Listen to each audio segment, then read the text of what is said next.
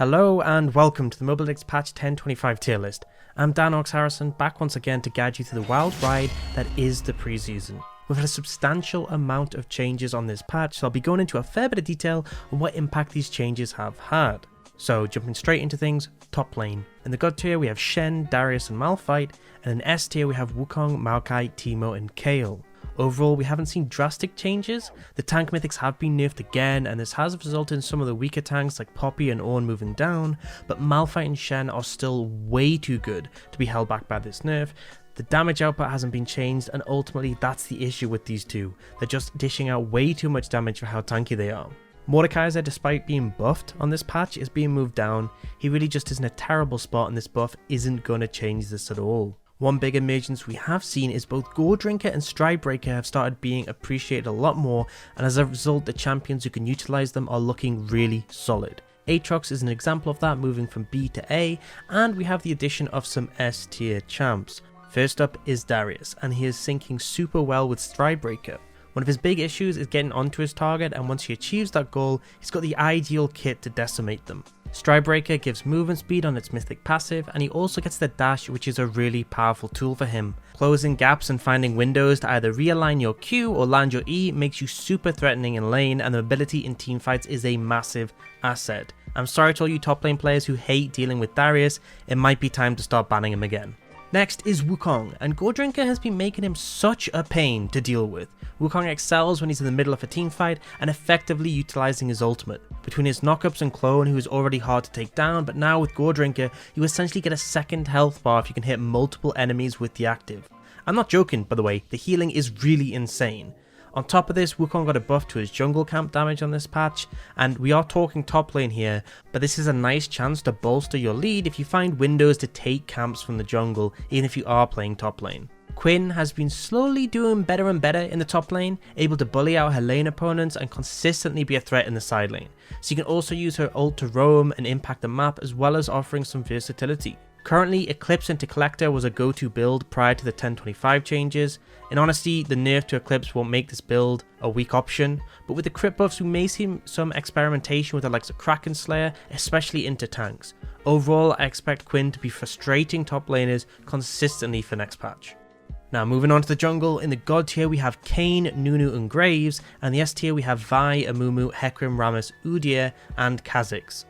Now I've seen a decline in the power of those tank junglers thanks to the nerfs to the tank mythics, but honestly they've been performing so well at low elo, I still don't think this will be enough to cause significant changes. Yes, they'll definitely be a bit worse, but they're still really delivering consistently. Now Kayn received some nerfs, but again he's just so far above every other jungler that I really don't think it's enough to bring him down very much. Definitely worse, but his spot is still strong in the tier list. Olaf has been doing really well. Goredrinker allows him to scale solidly past his usual fall off point. He's a solid pick, especially if you want that early pressure and skirmishing. Finally, we've seen the return of a few junglers who've received significant buffs. Ivern has had across the board buffs, and although it's unlikely he'll shoot to the top with Athene's no longer here, he's earned his spot in B tier. Now Talia got massive increases to her clear speed as his subsequent Q projectiles no longer deal reduced damage to monsters. She still has rough matchups, but it's a solid buff. And finally, Lee Sin got a substantial buff with a reduced cooldown on his W, E damage going up and higher base armor.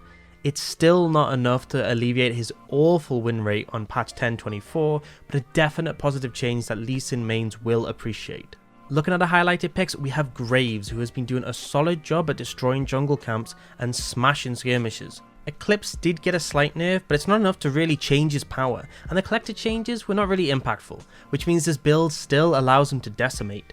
With the crit changes however, it's likely we will see alternative builds, and I know Shield Bow and Gale Force have both been seen in play, but ultimately Graves' kit is what makes him so strong. He can be played as more of a sustained bruiser, or have the potential to do huge bursts with lethality, so it gives him a range of options depending on what the enemy team has. Either way, he's easily capable of shredding them. Vi has been doing work. With a Hail of Blades build and Triforce, she's got a ton of burst to smash squishy champs. With the crit changes coming in for 1025, she's a great pick to just blast them back into the ground. Vi's skirmishing is solid, but her ability to just make a target's life hell is what always defines her. There's a range of bruiser options to follow up on the Triforce, so you have some good range of choices to go for depending on what you're dealing with, but you'll definitely have enough damage to smash some squishies, and Halo Blades allows you to easily get a ton of burst off in a short period of time. Speaking of destroying AD carries, Rammus is just great at that. He's been doing solid the entire preseason, but with crit items being buffed, he's definitely a good answer to those marksmen. Sunfire received the biggest nerf of the tank mythics, and Rammus is already a great utilizer of Turbo Chem Tank, so look to utilize it to find access to the enemy AD carry and then let them destroy themselves with your taunt. An early Bramble Vest is always a solid option if the enemy invests into Shield Bow's first item, and Thornmail has always been a great item for him as you can force them to attack you and take that extra damage. Moving over to the mid lane, we have in God tier Kayle, Fizz and Echo, and in S tier Annie, Malzahar, Galio and Victor. A lot of nerfs for the mid laners coming in, but honestly some of them are just performing so well that we didn't feel they would shift massively. Kayle was one of the recipients of heavy nerfs, and although it's significant, I just think it's still not enough to move out of God tier, let alone S tier. Echo received a buff to his jungle clear, and I know this is mid lane we're talking about, but this just means mid Echoes will steal more camps and get further ahead. Honestly, a lot of the time when we see heavy clear buffs to champions supposed to give them extra strength in the jungle, like Urgot for example, their solo lane win rate goes up, and they're often still not good enough to be played in the jungle. It's just the solo laners can now clear camps away easier and get a big lead. Casting has been doing better since people have found a more bursty build with Ludens and Electrocute, as obviously Rod of Ages and the shield from Seraphs is gone, so that sustained jump build is down, but more of a one-shot build has come through, and it's doing okay, but it's not crazy good as of yet. Seraphine actually got a big bump in terms of a shield, now doing 50% more on herself, and a HP per level change. I still think she's better support, that is definitely a massive positive for her in the mid lane.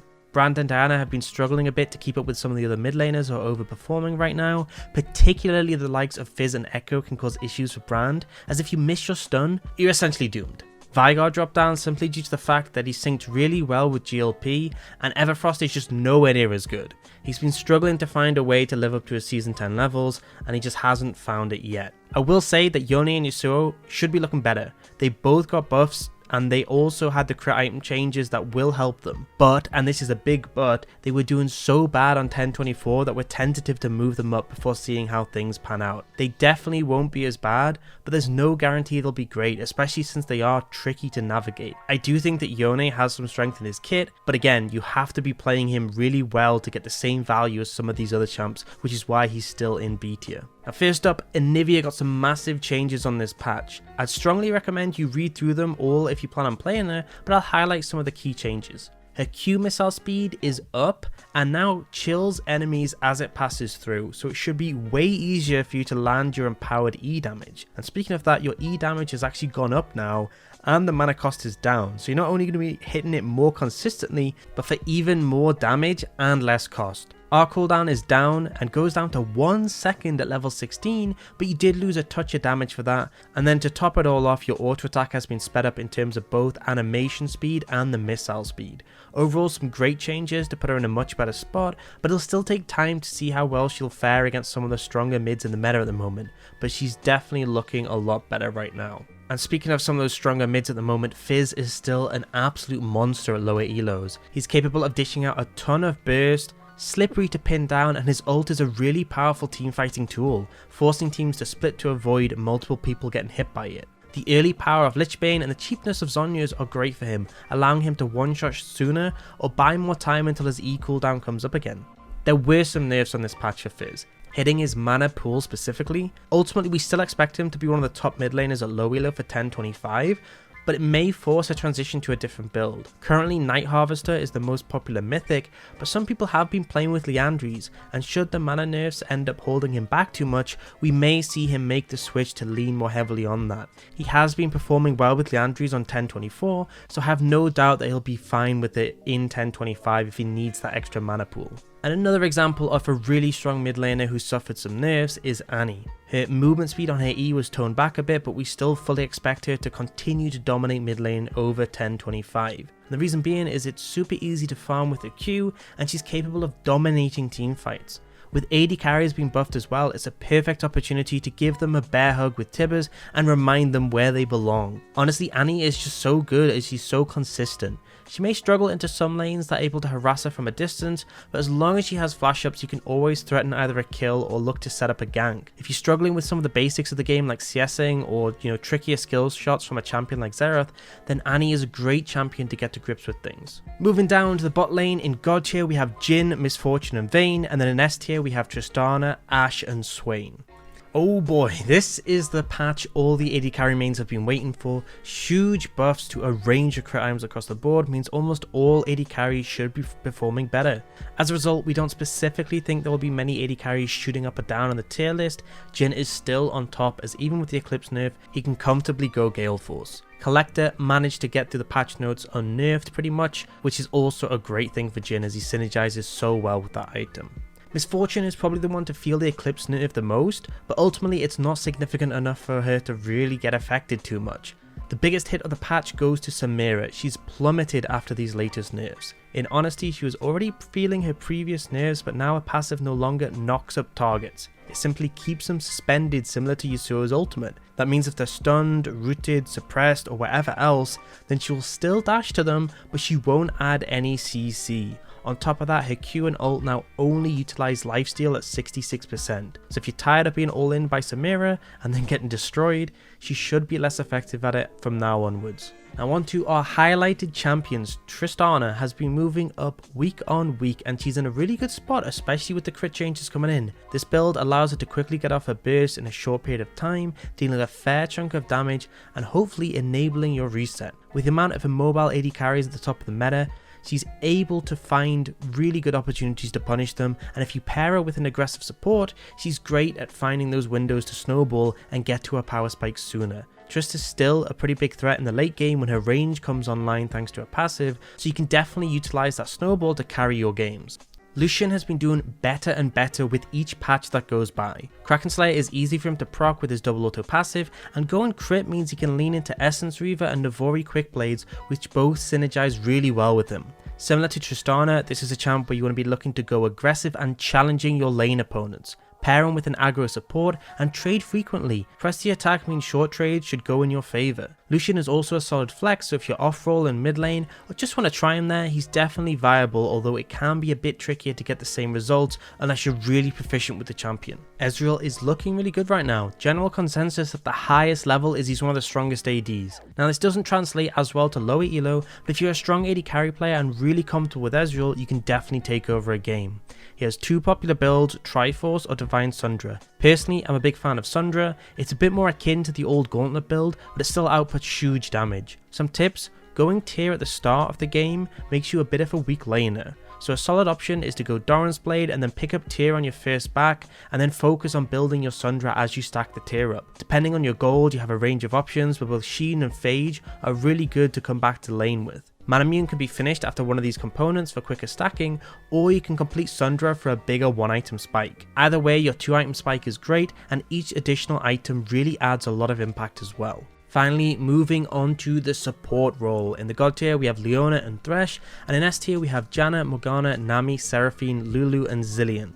So supports are looking really solid right now. It's back to the time of the bot lane. A lot of changes on this patch and it's down to 2 big factors. First is all the support mythics have had their price reduced by 200 gold. In terms of getting your support mythic early and having a big impact, this is great, but unfortunately for those supports like Zyra, Brand or Vel'Koz who don't buy the support mythics, they're gonna struggle to match that value. Imperial Mandate also got a change. The damage is now weighted heavily onto the ally proc rather than the application. This hurts those mid lanes who are abusing it like Aurelion Sol, but it also hurts a couple of supports. The biggest example is Nami, who as a result has dropped from God tier. The reason it hurt her is because she's so good at applying it. Her E applied it 3 times, her Q once per target and her ult once per target. And the change that came in means that it's weighted heavily onto the ally proc, which has a 6-second cooldown per champion. So Nami might proc a mandate 5 times, but her ally only procs it once because of that cooldown. End result would be a lot less damage output. She'll still be in a decent spot, and mandate isn't bad, just the big abusers will be a bit weaker. Maokai and Shaco are examples of champions who utilize their trap mechanics to proc Mandate, and so they've both moved down a bit. I also think in terms of comparing these support mythics, Locket is in a really strong spot with the price reduction. The aura and the shield already give huge value, and it now being available at 2,400 is just super powerful. In early skirmishes, if you're shielding multiple team members, you can get massive value out of this shield. I'd say Locket and Moonstone Renewer are the big winners when it comes to support mythics this patch. Moving on to our highlights, Seraphine got a massive buff for the bot lane. She gets an extra 10 HP per level, and her shield is now 50% bigger on herself. These buffs are intended for the mid lane, but honestly the biggest issue Seraphine has bot was getting popped by supports like Leona or Nautilus. The extra survivability she gets from these changes is massive, and gives her more room to survive the laning phase and reach the later stages where she excels. Team fighting with your ult and E is super powerful, and your W and Moonstone Renewer get massive value over the course of these extended skirmishes. I still wouldn't like to play Seraphine into Leona, because she's going to be significantly harder to abuse. And for anyone wondering on the maths, between the extra HP per level and the shield bonus from one use, she'll have 44 more HP to burn through at level 2, and that number will only grow with levels. It's not some mind-boggling number, but it will definitely make a difference in all but the most doomed scenarios. Lulu has been doing better patch by patch. With big buffs to AD carries thanks to the crit changes, I firmly expect her to be doing even better for 1025. Her peeling tools are insane, her polymorph is insanely broken, and she excels at making your AD carry incredibly difficult to deal with. If you're pairing up with a duo for this patch to abuse those new crit items, then you can't go wrong with Lulu. Mandate is a strong alternative that's been utilised, but honestly she's not the best at proccing it, and I think Moonstone or Locket would get higher value. It is situational and does depend on the game however. He's been holding up an S tier for a while, and honestly I think Thresh is looking super strong right now. Locket is an item that syncs super well with him. He's able to play aggressive and rely on the shield to buy him time, or play a more peel focused game and get huge value out of the aura. Thresh is comfortable in almost any matchup. He can interrupt Leona's E with his Flay, and against enchanters he can play aggressive and punish them. It's only really Morgana and Zyra who are problematic in terms of matchups, and they can be countered if you find some momentum on an all-in, or just ban them. I really think Locket is a super powerful as a support mythic, and I think Thresh's versatility gives him great scope to utilize it, so I think if you're a competent Thresh player already, then you'll be doing solid with him on this patch. That wraps things up for patch 1025. Again, a ton of changes to break down and go through, but that's just the fun of the preseason. I hope this has been helpful, and if you wanted to keep updated with our tier list and other content, then be sure to subscribe. Hope you have some great luck in your solo queue games this week. I'll see you next time.